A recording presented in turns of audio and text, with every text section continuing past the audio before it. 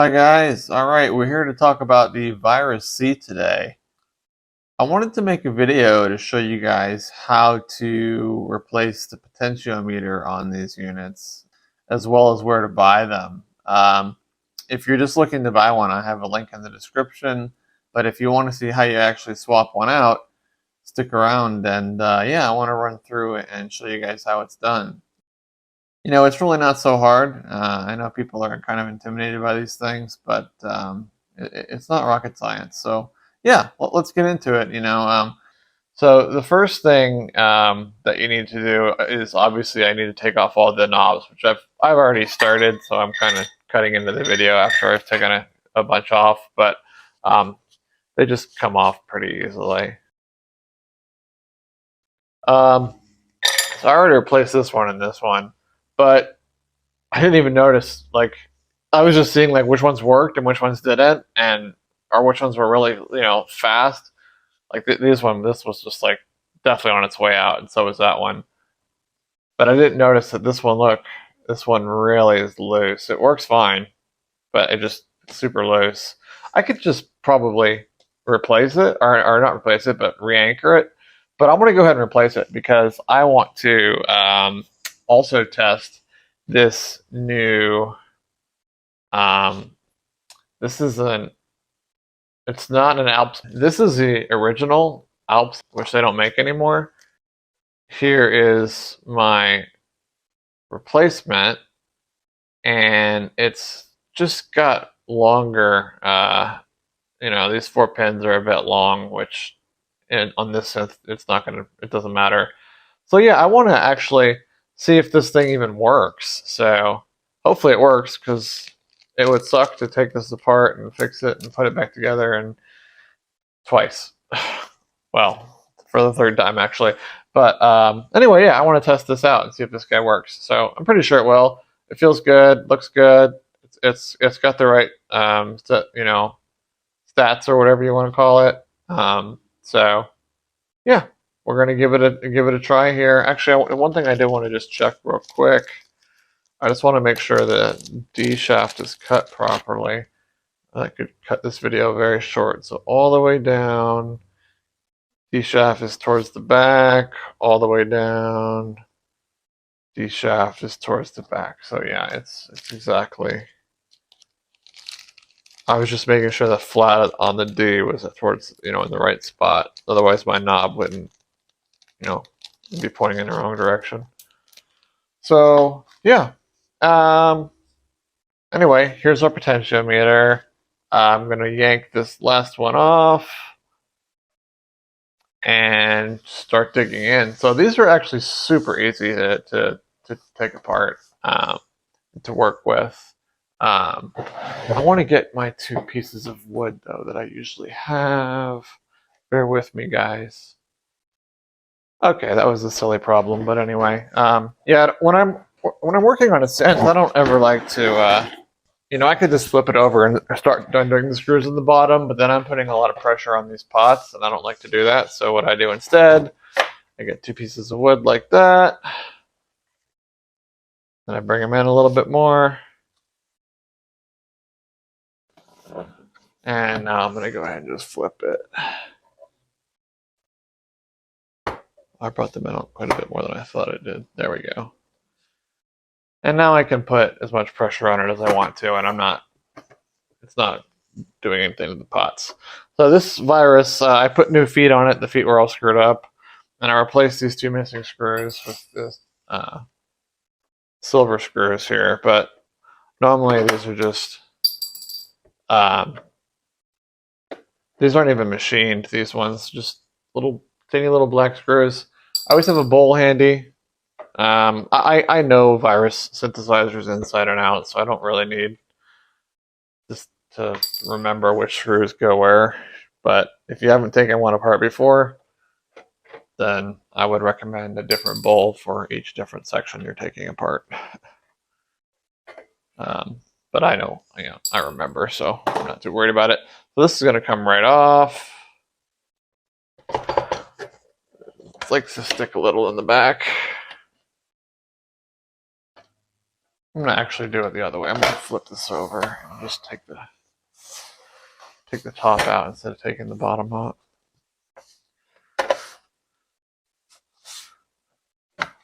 There we go. Okay. So let this sit for just a moment. I'm gonna put this out of the way. And again, I'm going to use my pieces of wood, bring them in just a little bit, and start working on this. So one annoying thing about these viruses is that the power port is soldered onto the main board, so you can't really I mean, it would be silly to undo the soldering, right? So I don't do that. I'll show you what we do instead.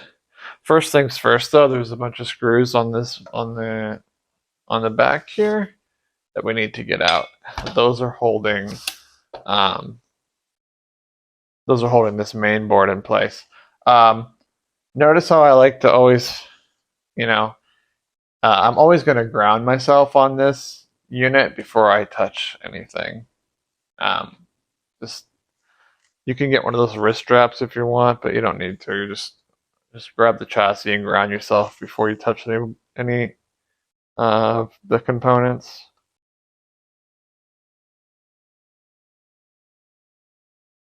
Once I do this last one, this board will be free from the rest of the chassis here, but I still have the cables and these two little pegs to deal with, which I'll show you.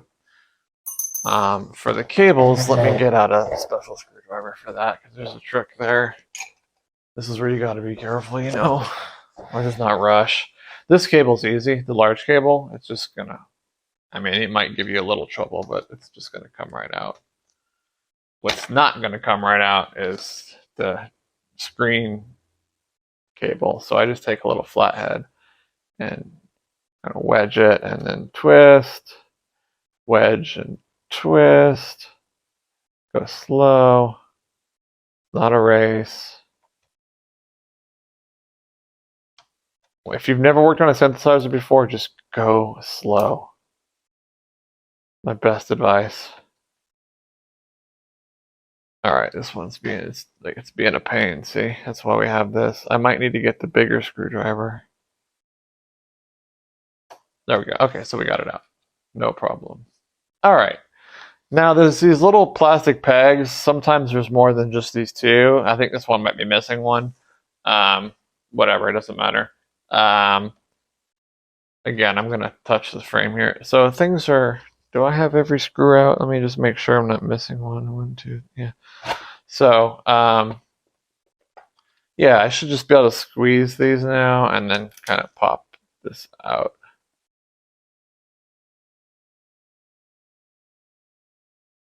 Yeah, it's always a pain, these little things. Okay, there we go. So, what I'm gonna do now, like I said, it's soldered to the power ports are always soldered to the main board. So I'm going to put this in a static bag and just kind of flip it out of the way for the time being, very gently. And I'm going to undo all the screws that I need to get this panel board out.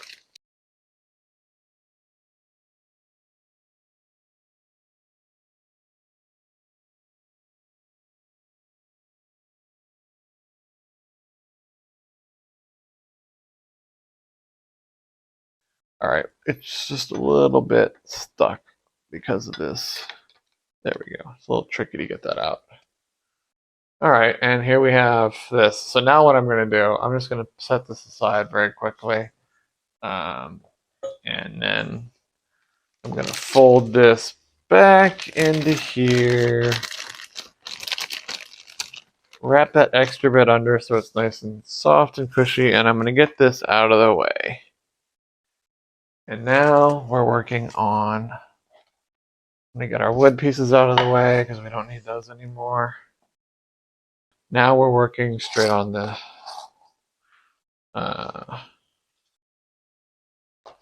board here. So it's this one. Okay. So it's actually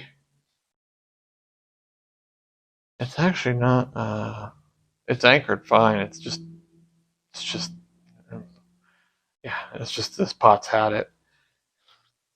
You can see I had a little issue here with this one, which I'm going to show you how to avoid. I was in a rush and I stupid mistake. I ripped the two of the pads off the board just being in a rush. So I had to do 2 jumps to fix this potentiometer. It works fine now. I'll show you in the end.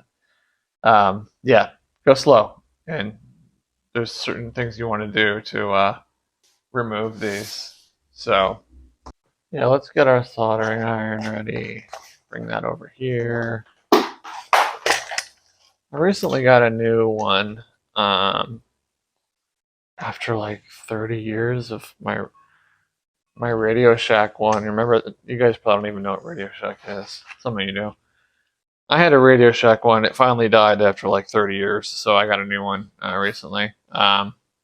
And if you're going to buy one, definitely go and just, I mean, I should have actually spend a little bit more, but you definitely want a magnifying glass. It doesn't matter how old you are. It's going to help you, especially when you're getting down to the small stuff. So let me show you how to remove these properly. Yeah, that pot's just totally had it. I thought I just would need to re-anchor it, but no, it's gone. So it's this one. What I like to do sometimes is like I'll put like a mark there so I know that's the one I'm working on, but don't need to do that now, I don't think. Yeah, that should be fine. The trick to getting these things out. Alright, so it's this one we're working on. I'm going to flip it over so it's just a little closer to me. So I always undo the 2 anchors first. And I've got a solder soaker here that I'm going to use. But you're always going to have to do a little bit of, force.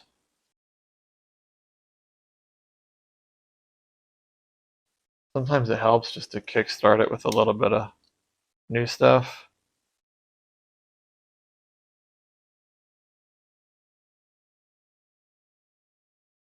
There we go. And now we got the old stuff going.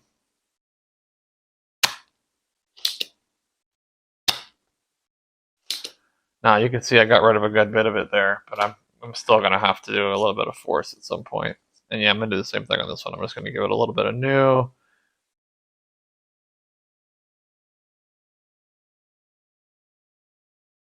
If you haven't worked much with solder, it's like sometimes it takes a kickstart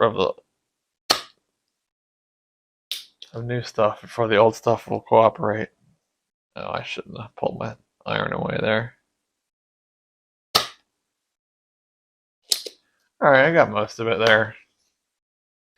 So now what I'm going to do is I'm just going to pull on it and just get one corner out and then get the other corner out. So I'm going to I'm pulling that way on the pot.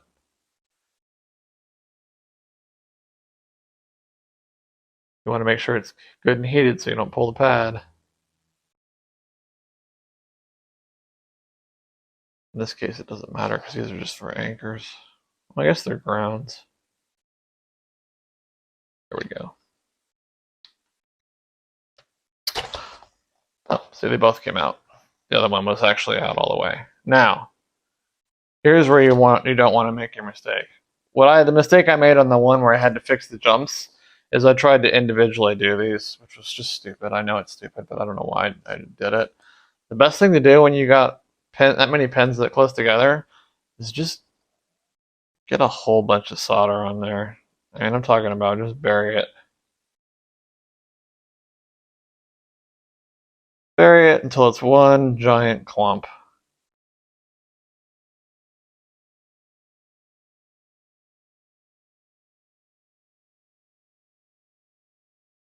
And when it's one giant clump, then you can just heat that whole clump. I don't know if the camera's going to catch this. I'm just going to slightly move the camera. And I just want to get it off the table. Yeah. So I'm just going to get this whole clump now until it's heated. And then this thing will just, all 4 pins are just going to fall right out. Just like that. Super easy. Now, of course, I have a mess there to clean up and all types of extra solder, but that's no problem. I use a sucker to get some of it. I might use a...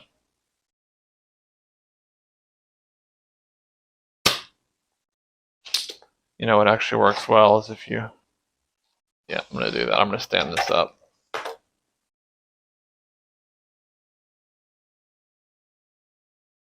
Yeah, this is what I like to do at this point, is stand it up like so. And then you can see how much extra solder I have just pouring out there, which is fine, doesn't matter. But I'm gonna put that in the hole. I'll take my glasses off so I can see up close better.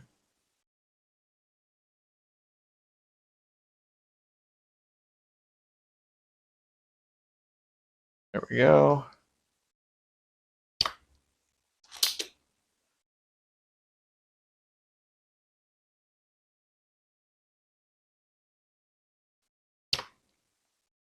There we go. So that got most of it. I'm probably gonna just take a quick look at it under the microscope here, magnifying glass, and see what it looks like.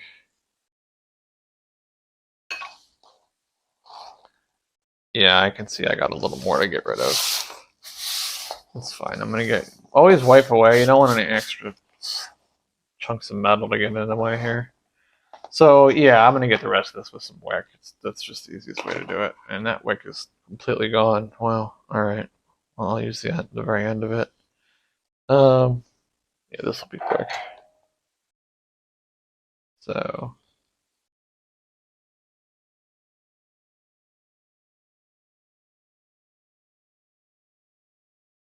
I don't know, I might try to suck out the rest, but let's see what the wick does. There we go, there's one.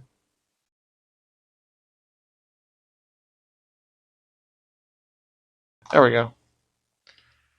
Perfect removal. Flawless.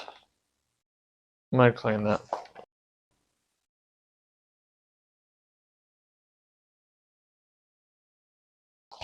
Now what I do, I like to clean.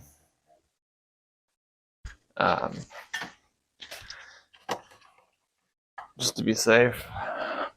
You need 2 cotton swabs in this case.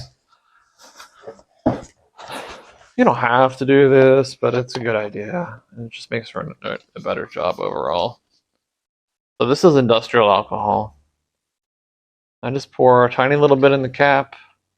Put the cap on top so it doesn't evaporate while I'm working. Dip this and then just kind of clean. Because the heat will sometimes generate some goo. Yeah, it comes out as a little bit of brown stuff here. Yeah, you just want to get rid of that goo. And then I'm going to do the same on the other side. Flip it over. Just clean. There's no real issue, but we're safe and sorry. Then you take the rest from your cap, dump it back in, and put your bottle away because this stuff is not cheap. So yeah, I hope this clone works. Feels good. It's a little bit stickier, which I don't mind actually than the other ones. So yeah. Anyway, you're just gonna pop it right in. You know, it looks exactly the same. Because I did a good job cleaning that. I mean, just super easy in and out. Actually, it's too easy, and I'm gonna want to make it a little harder by pushing these clips in on the bottom so that when I flip it over, it doesn't fall out. And the thing you want to do here is just make sure when you do when you're putting it back in that it's at the same. You don't want to like mount it tilted or angled. You see the distance between the pins and the board, and you want it like that. Yeah, I want it to match. So I'm gonna do this. I'm gonna actually put a little pressure on that. What I usually do is actually even. What do I want to do? I need a little tiny sliver of something. This will actually work perfectly. I just like to take a little something like that and put the tip of that one on it. So now I know that it's, yeah, all the pressure's on that one and it's seated properly. Let me just make sure it's seated properly. Yeah. All right. So this part's super simple. I'm gonna hit the anchors first, and then I'm gonna bring out the magnifying glass for the little guys.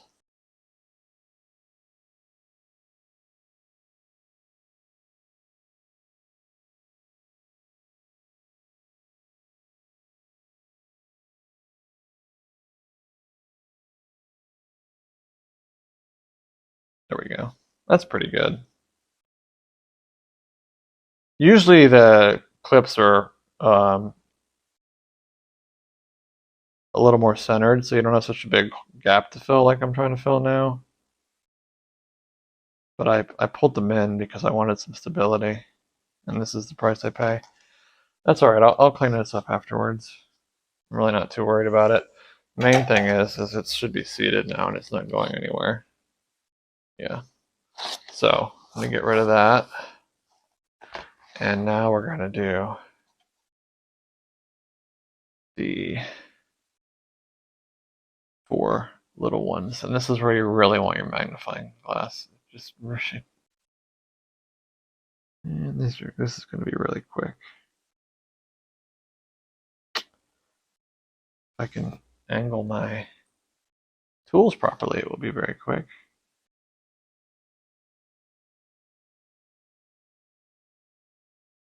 Three.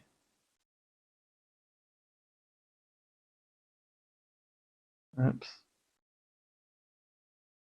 4. So again, I've got a little goo on. I'm gonna turn my iron off. Just a little bit of goo from the board pops up, so I'm gonna do the same thing I did last time. Get my alcohol. Let's see if I need to actually clean up this side or not. No, I don't. It's fine. So there we go. Again, the only difference in these replacements is that those 4 pins are longer. Everything else should be the same, so it should work. I'm not going to worry about these pins being longer because on this it doesn't matter. There's nothing for them to hit. So I'm going to put it back together and see if it works. It's not unlike taking it apart. Let's get this out of the way. Gonna get my 2 pieces of wood.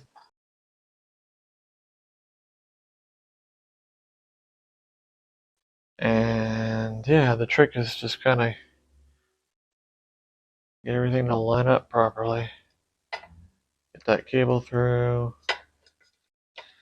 And it's just going to kind of get underneath the power wires here. Yep, and then it just drops into place once I get everything out of the way. And there we go. So what'll happen sometimes is one of the little like red lights or something will get out of alignment and then it won't sit properly, but it's all sitting properly. So I just want to get a couple screws in there pretty quickly. And you don't need to over tighten these.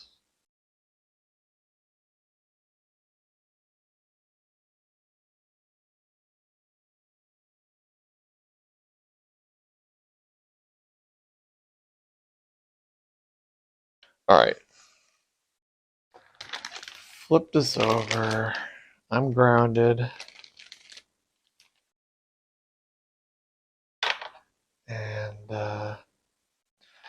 And then now the trick is just to get it to sit on these 2 little rubber Well, you got to get everything lined up back here, all your outputs lined up, and then get these little rubber nubby guys to, I'm going to flip it around. I can't see what I'm doing from that side. And there's one. This is actually a really clever design. Really easy to deal with. Except right now for the cameras. Why is that one so bent?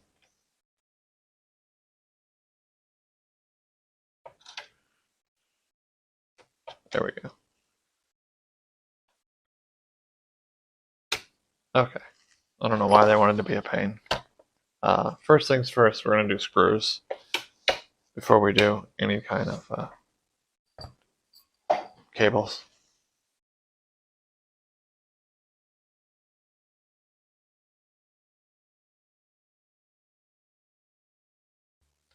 Alright, so the screen I'm going to do first. And it can be a pain. Just take your time. Yeah, it can not want to go sometimes.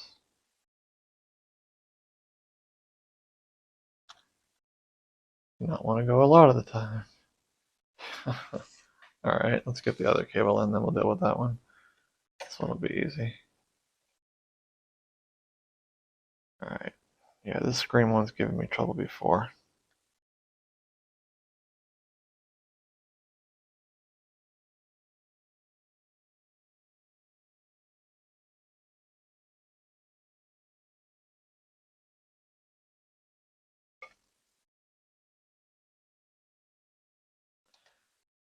Eventually it'll just slide right on, but there we go. There we go. Just be careful, you don't want to force things, you know. So, yeah, I mean, that's that, right? It's pretty simple. Let's put the bottom back on here, and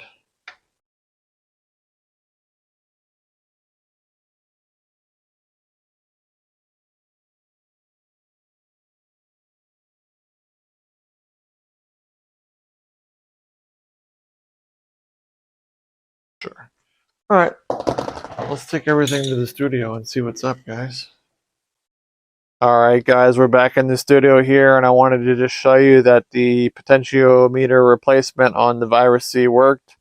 I actually made this video once before, but apparently I forgot to hit record, so that's why all the knobs are already back on and everything. But anyway, this is the one we replaced. It was really wiggly, and yeah, works perfectly. It's got a nice feel to it, and absolutely just flawless. So I'm really happy about that. The only bad news, you know, usually when I do these videos, it's for an item that I'm selling, and yeah, the Virus C, I'm not selling it, guys. I'm keeping it. Sorry. You can pick one up online for around, you know, I think if you'd offered $900 for it, $950, you could grab one in decent shape. I know a lot of sellers are asking a lot more, like $1,300, but I'm feeling 900, 950 is the true value of this unit right now. Maybe $1,000 for one that's in really good shape or that has a box or something and a manual. But I do have, and I'll throw a picture up while I'm talking about this. I do have a really nice Alesis Ion for sale. I replaced a bunch of tack switches on it, whitened the keys, a couple of the little fixes. Upgraded the operating system, and it's in pristine condition. The previous owner said it sat in the closet most of its life, and I pretty much believe the guy because when I took it apart, it's just absolutely spotless inside and out. I mean, there's not even, like, normally when you take a key bed apart, like take the keys off and stuff, there's going to be like hair and crumbs and goo and, you know, all kinds of stuff in there, whether it's 6 months old or 20 years old. This is like a 21-year-old synthesizer, and the key bed was just no dust. I mean, just absolutely spotless. So it's really, really one of the nicest ions I've ever seen. So not to overhype it or anything, but yeah, it's nice. It's in good shape. So I'll put the link to my shop in the description. You guys can check it out, and I'll catch you guys in the next video. All right, see ya.